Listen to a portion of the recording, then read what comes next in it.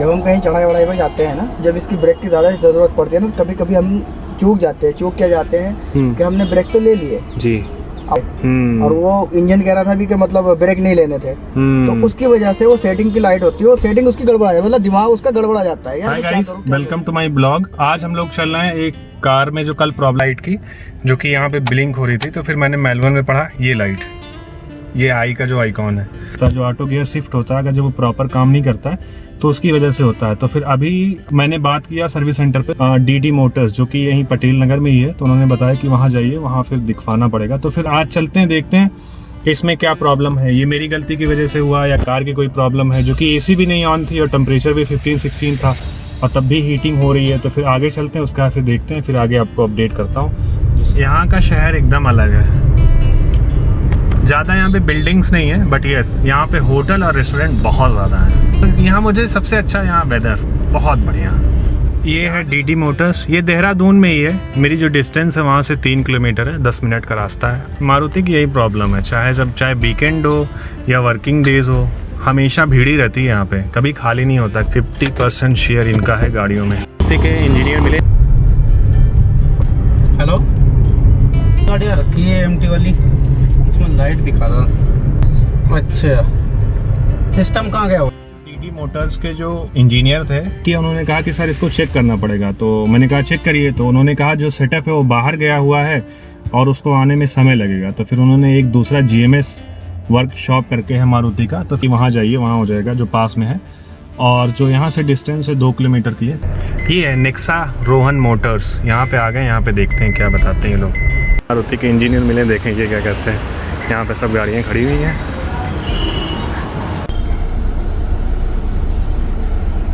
क्या नाम है आपका? मेरा आफ्ताब। आफ्ताब भाई जी।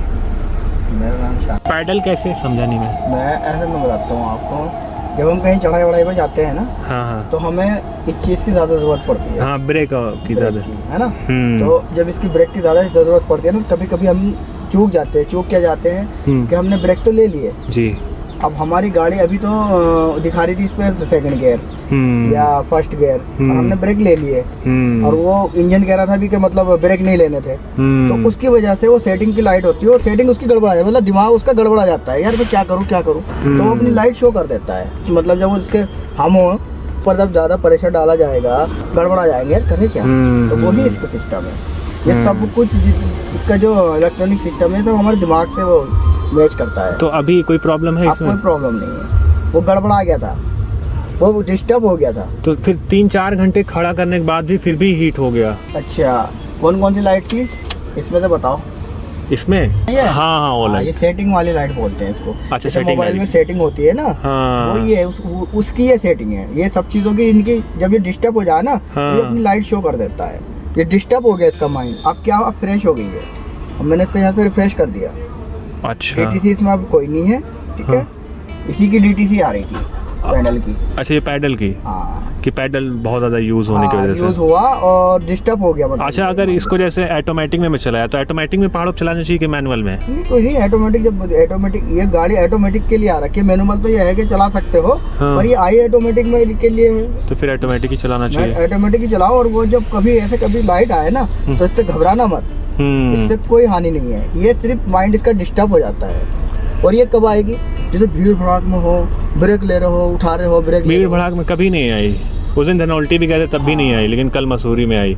तो मैंने एक्चुअली मैनुअल पढ़ रखा था, तो उसमें मुझे यही पता था कि जब ये हीट होता है, जो ऑटो गियर शिफ्ट होता है, तब फिर होता है। और उसमें ये भी लिखा था कि जैसे जब ये आए तो उसमें कुछ समय के लिए गाड़ी को छोड़ दें, और जब ये कूल डाउन हो जाए फिर आगे बढ़ें। तो मैंने कुछ छोड़ा भी, उसका फिर बात भी किया, तो उन्होंने कहा कि छोड़ दीजिए, अदरवाइज अगर ज़्यादा चलाएंगे इसको तो फिर ये गियर छोड़ देगी, फिर गियर आगे नहीं लगा नहीं पाएगी गाड़ी। इंजन हीटिंग की लाइट होती है ना, वो ये चाबी बनी हुई आती है। अच्छा, ये शो करेगी चलते में। हाँ, तो इसका मतलब है इंजन हीटिंग हो रहा है, यानी कि इंजन में कूलेंट की कोई दिक्कत है या फैन नहीं चल रहा, जो भी है, हाँ, वो तो चाबी वाली शो करेगी। ये लाइट जब कभी आए ना, इसमें कुछ लाइटें ऐसी हैं कि जैसे ये नीचे वाली इंजन ऑयल की लाइट है, हाँ, ठीक है, ये ECM की लाइट है, हाँ, जो इसके जितने भी सेंसर काम कर रहे हैं, ये पावर स्टीयरिंग की लाइट है, हाँ, और ये जो लाइट है ये सबसे मेन है, ये इंजन वाली। हाँ, ठीक है।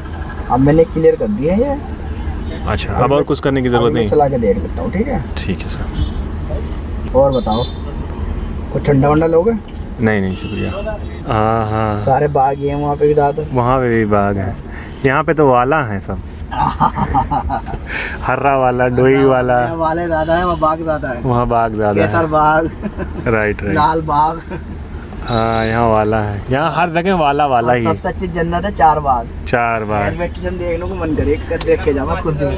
सही बात। अरे तो गाइस ये तो सब टेस्ट हो गया, कुछ एरर नहीं आया। मेमोरी में वही पैडल का था जो कि इन्होंने क्लियर कर दिया, अब ऐसी कोई प्रॉब्लम आएगी नहीं।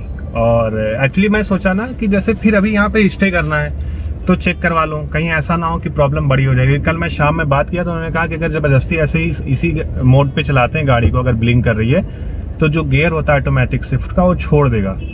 तो आई थॉट अगर छोड़ेगा फिर तो बहुत बड़ी प्रॉब्लम हो जाएगी, तो इसलिए मैंने चेक कराया। बट थैंक गॉड ऐसा कुछ ज़्यादा था नहीं।